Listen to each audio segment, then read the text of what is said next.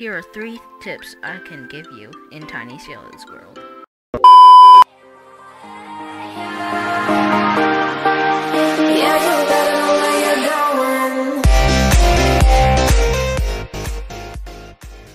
So tip number 1 is to choose a nice and fast ship. And when I say fast, I mean at least 19 knots. So maybe like a ship like the Olympic class, or any ship, like probably the Carpathia. And so this is what I mean when I say, like, you know, fast, you know, like decently fast. Probably like the SS America, like this one, as you could see here. If I go with the watertight doors open, because like when you close the watertight doors, it decreases the speed. So when the watertight doors are open, then it's 22 knots, and it'll just, when you close it, it'll decrease 3 knots. So that means it's gonna become 19 knots, so 19 knots is pretty decent. 19 or 18 is decent. So the next one is, what you wanna do is like upgrade your ship more.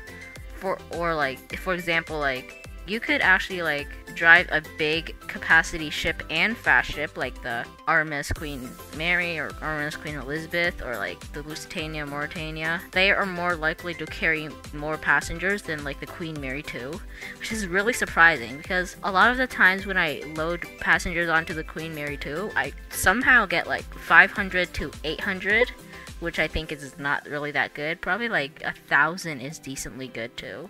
So maybe I'll show you an example. 12 seconds later. So here we have the Lusitania right here.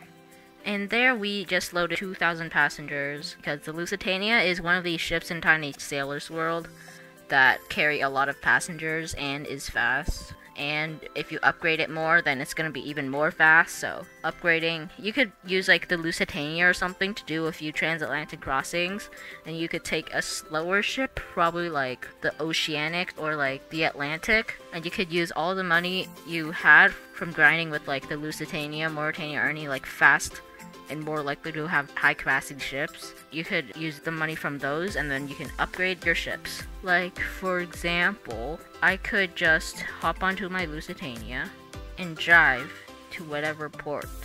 So it's like you load passengers by pressing L, so you get passengers just like that.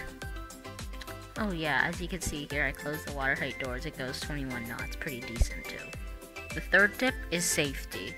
So what I mean by safety is you do not want to like crash into like any mines or anything. As you can see, there's mines right here.